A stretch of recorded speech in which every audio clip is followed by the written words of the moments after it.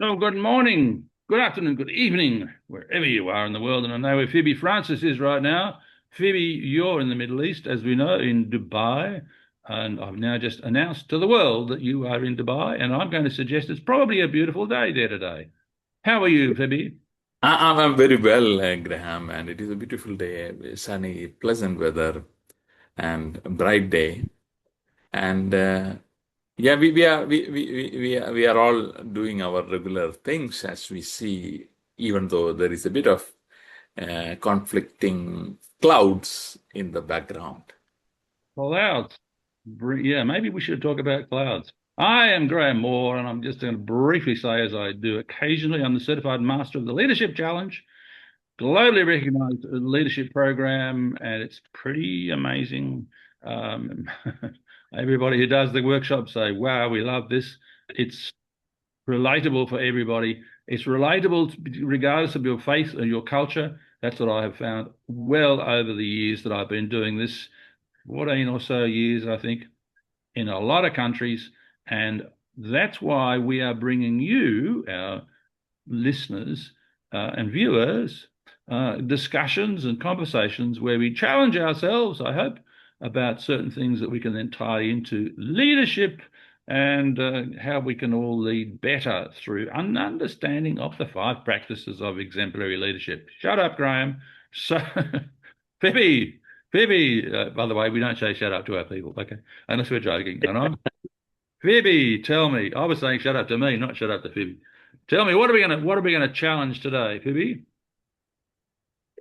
Yeah, one of my thought process is, we know in organizational life or in our general work life or in personal life, conflict happens or conflict erupts, whether it is an in-person disagreement or team disagreement or like what we experience like a war-like external environment or just a fog of uncertainty which can emerge in any place around the world. Now we know leadership is a relationship, and leadership isn't about having all the answers. Now I just want to explore with you, Graham, how can leaders do what they do in that situations and um, be as I just mentioned, not with all of the answers, but how can he take care of the team, and uh, if it is a business he is involved in, especially businesses will get disruption. How can we navigate these troubling waters? Right. Well, let me just first make it clear, as we both know, that not all conflict is bad. In Yeah. fact, a lot of conflict is good. Why is it good? Because it has the people involved challenging what's happening in not in a negative way, but in a positive way. So we should be challenged in our thinking on an ongoing basis so that we're always aiming for the best, always. And we're not going to be complacent and just doing the same old thing that we've done for 47 and a half years because we know that that doesn't work. You've got to challenge the process. And sometimes there is conflict. Now, this conflict, though, is recognized as something which is valuable and effective, and it does not impact personally on the people who are engaging in this conflict. However, there is that other area which I think is what you're mainly alluding to, and that is where there is conflict in a negative way.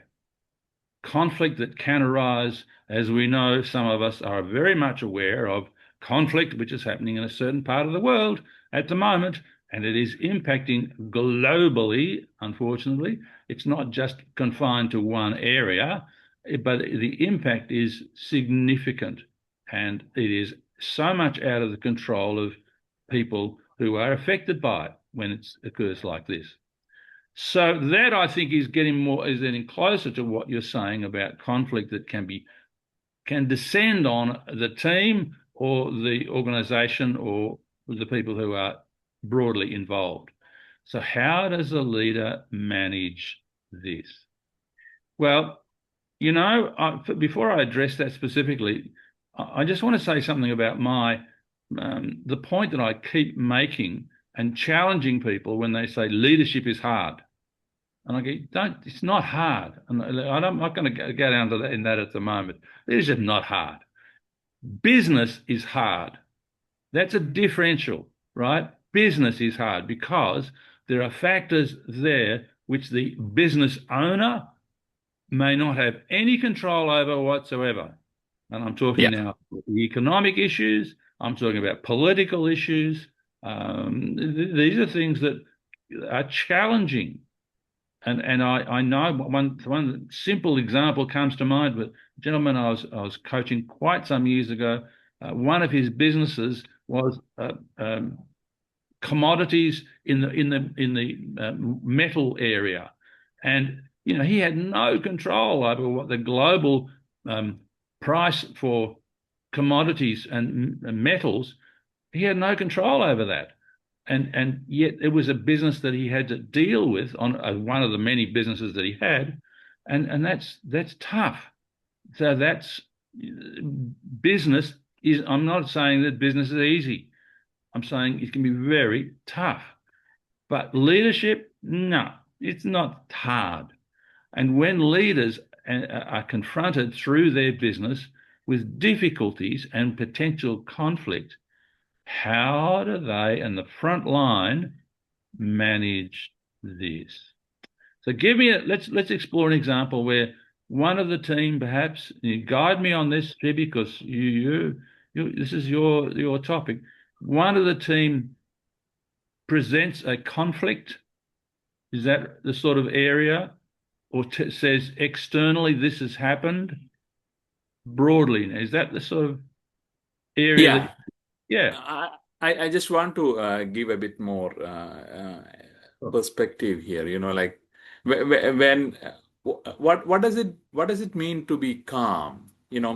And I just want to highlight it can be anything which is impacting the team from a workplace context at this point of time. So, what does it mean to be calm without being inauthentic or disconnected from the team's fear? That is what happens when we have external situations impacting you as a business. As you mentioned, business is hard, but leadership can play a role in that space when we feel the team's fear because of these external circumstances. What Right. can a leadership behavior look and feel like in that moment? Okay. So let's just pick one point up, and you say that about the fear or the concern or anxiety that the team may experience. Yeah, Yeah. yeah. Yeah. And one of the important things in this process then is for the leader to recognize that, and for the Mm, leader then to empathize. And if it's mm, one person who's carrying the bulk of this anxiety for whatever reason, then to have a discussion with that one person and empathize. I understand this is really tough for you. This is difficult, and go through what's involved. But also to talk to the members of the team in a broader context and say, guys, this is the problem. This is what's just happened. Some of you are aware of it in great detail, and that's fantastic. Let me clear up any misconceptions about all of this, because when there is conflict or crisis or difficulty, guess what happens? But little ideas start to grow and build and change shape. You know what I mean? They change shape because some people interpret it a different way, and that can grow the anxiety that people are feeling because they haven't got the correct information.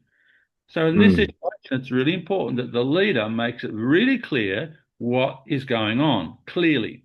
And it might be just a matter of saying, let's get the whiteboard out. Let's note down the top 10 problems that have arisen as a result of what's occurred, and clarify what the problem is so that everybody, as we say, is on the same page, because the same page is on the flip chart. That's it. We put those points down. So these are the problems that have occurred, and this is what we have to deal with.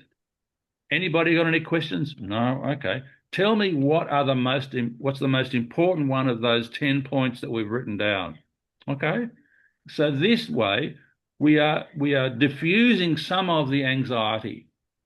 If we, Mm. for example, put 10 points on a whiteboard and say, okay, what's the biggest one? It's that one, number 3. Wow. Okay.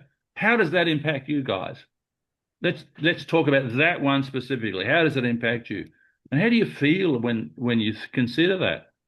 Oh, I could lose my job. Yeah, you could. You know what? We could all lose our job as well, but we're not going to Yeah. let it happen. So talk through these, clarify what's there, make sure that there is a clear understanding as of 10 minutes past 3 this afternoon that we're doing this. That's what the situation is. Let's not catastrophize. Catastrophize is where people create something which is far worse than what the reality is. So let's just be Mm. clear on those facts. And you know what? When you have that little discussion, it really enables people to think, wow, it's actually not as bad as I thought. Not, not. There's no nuclear bomb going to go off. No, the train's not going to crash. Oh, I thought it was. Oh my gosh. Now I understand. Okay. So now that we understand what the parameters are, what do we as a group think we should do about it? You guys have got some wonderful ideas. So let's just, I've got another sheet of paper over here on this other, my second flip chart.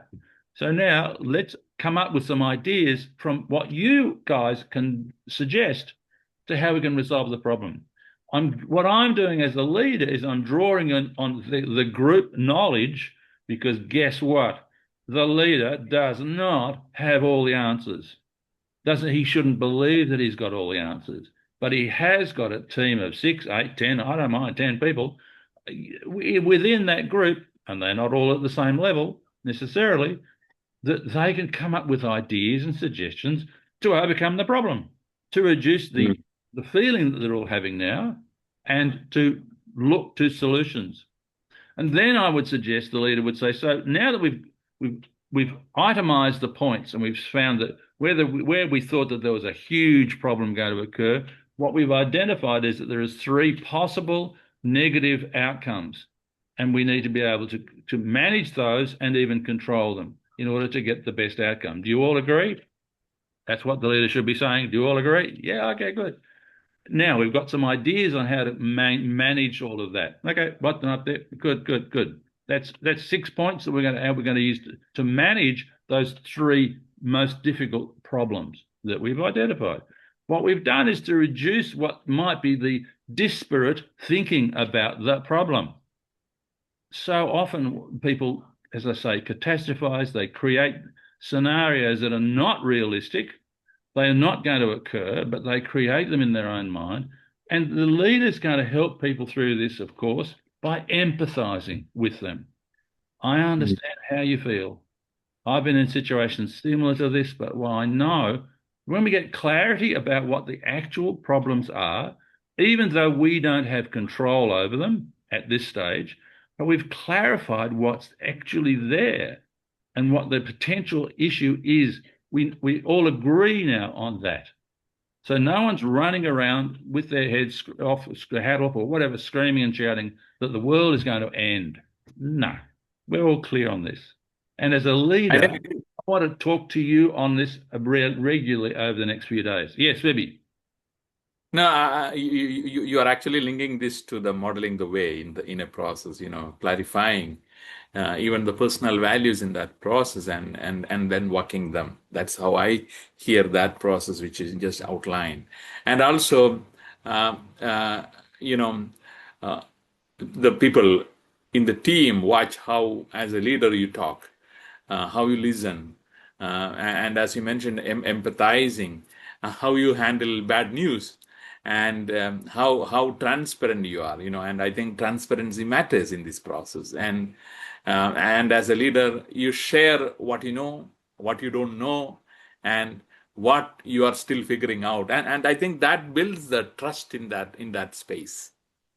I'm going to absolutely put a circle around what you've just said, which is really important. Figuratively, put a circle around it. If it was written, I'd do the circle in a red pen, because that is absolutely correct. what the leader must do is to be clear in what he knows about the problem, what he knows. He's got to be clear, because if he covers something up and is later discovered to have covered up, what does it do to his credibility? Out the window, right? And we know that, as you talked about, the first practice of exemplary leadership, the way the leader models the behavior in terms of being honest and authentic is so important. So he's got to talk about what he knows. The facts that I know are this and this and this. Nothing else that we talk about is going to apply. Only these four things are critical. Do we all understand that? Okay. I understand that there can be some anxiety about this, because I can feel anxiety too. We're all in this together. Because we're all in this together, I'm going to allow you, as I always do, all of you, to express your views, not only about how you're feeling in this situation, but how you believe we can best manage this. And I will listen to everyone's suggestion, and I won't be dismissive of anything, because I believe that the way forward is within this group. It's the way we manage it, even if we don't think that we've got much control over it. One of the things that we do have control over, though, always, is how we feel and how we react. We all have these controls, and these controls individually are very important. So, you've got to be aware of how you react to this crisis, how you react personally to this crisis. And I want you to know that anytime you want to come and talk to me about it, I'll be here, and I will set up regular briefing sessions about this problem, so that we all share the knowledge of what's going on. We let everybody in the group understand that we care about them, and we want them, each of you, to be able to get the very best out of this and think clearly about where we are going together. And I know that all of you together are going to do great things as a result of this, because all of you are committed, I know, to getting a great result out of this. And this reminded me of a story which happened in a US a small fintech startup, which was into payment processing, um, and the CEO informed the team, okay, it was during the COVID, which struck the business, and their small and medium enterprises were unable to have clients, and that make their processing fees lower, and they were unable to get initially the CEO, I think, came to the team and said, we are going through a challenge. We need our cash flow is stuck. Now I need help. One is with respect to, he said, one is with respect to, I need to I'm not going to take my salary, and want to sustain the business more. And in that process, I think the employees were also willing to take a cut with respect to their salary, and there was a mutual agreement which happened. And they also, what I learned is, initiated idea processing. What can we do differently at this stage in order to help our clients in that? And this led to a variety of innovative practices in that space. And what happened was, within a short period of time, their clients were able to generate revenue, and their revenue stream started to kick in, and they were able to reinstate the salary and more to the employees in a relatively short period of time. So that was a story which is coming to my mind at this point of time, where an external circumstances impact. And this is also where I just want to, for example, this is one example. But what are the other ways, Graham? Like, we have sometimes, in a world of war or sanctions or economic swings, it may be sometimes challenging to inspire the team. So what are some of the ways in which being in a position of power, being a leader in that space, again, we know leadership is a relationship. How can we bring a story that help people to understand we are still moving towards something when the Yeah, look, path is unclear? There was an idea that leaders knew everything, and every word that they spoke was an absolute gem. And everybody should be so grateful that leader is leading them, because he's going to take us out of the wilderness by himself. And he is going to smite, I haven't used that word for a very long time, smite the enemy. Smite means to kill them, get rid of them. I'll destroy the enemy. Leaders who are omnipotent, that's another word I haven't used for a long time, who believe that they are better than everything and their word must be obeyed. And otherwise, we're all going to be slaughtered by the enemy. No, we know that this. You talk about the people who want to be inspired. So, what should the leader do to be inspired? He's not going to inspire people by sitting on top of his white stallion with a big sword in his hand, saying, "I am going to you." No, that's the old days. It doesn't work that way. We're going to say these days, we're going to say, what is he talking about? We cannot trust him, we cannot believe him, and he thinks that it all relates to him or her. I'm not saying that that sort of behavior is exclusively the male domain. Females can also be like that. But when he is vulnerable, when he is able to admit his vulnerability and that he's concerned as well, this is where people will rally around. And if he says, you know what, I'm always here for people to talk about what's going on, and I'm always here when you want to just come and confide in me, and I will be supporting every person in this room and every member of staff who wants to talk about this, as together we work through and find the solution. That way, people will be inspired.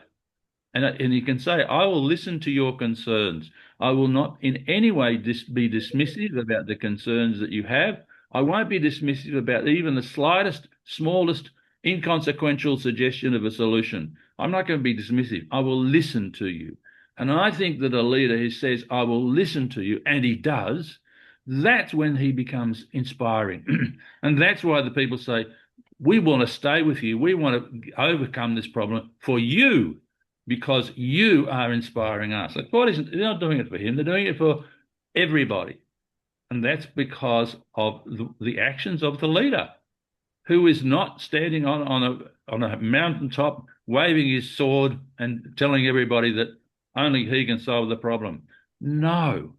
The example you gave of the senior manager foregoing his salary, and that doesn't mean that everybody has to do that, but it demonstrates the sort of actions that he is prepared to take because he believes in the team, believes in a positive future for everybody. We've got a struggle at the moment, we've got a challenge, but we're going to get through this together. And I think that if a leader says, with the challenge that we've got and the conflict, whatever that is, says, we're going to get through this together. Now, one of the things that and we tend to not have discussions about things that are occurring currently, because hopefully what we're talking about will be listened to for quite some time. And so I don't want to necessarily talk about current things. But as someone who lived in Dubai, as I've said before, for 15 years, I am so pleased to hear and read about things that residents of Dubai are saying about Dubai and about the leadership of Dubai. And what I'm seeing about the leadership of Dubai in this current situation is a supportive role that the leaders are playing, and a role that's letting people know that it's going to be okay. And I believe that the leaders of Dubai have always been like that because they care about the people. One of the strongest things that I could say about the leaders of Dubai, and by that I mean each of the seven emirates, that they care, and that's what leadership's about, isn't it? And in this time of, It is. It is. uh, I can resonate being in this world. What you really what you mentioned. It is like as leaders, we are communicating openly. We are prioritizing safety, and we are protecting our core values as a nation. So I can And again, yeah. So it is inspiring a shared vision that way too. We as residents being in this part of the world. So, yeah, I think that is a great summation of inspiring a shared vision from the leadership challenge which you pointed out, Graham. So thank you for guiding. And one more aspect which I just want to bring at this point is um, how can, as leaders, we can still challenge the process without looking reckless? That is another aspect. When people in the organization feel the ground is shaking and most people want safety. So, and again, it is all about how can we do the smart experiments and not the chaos in that space.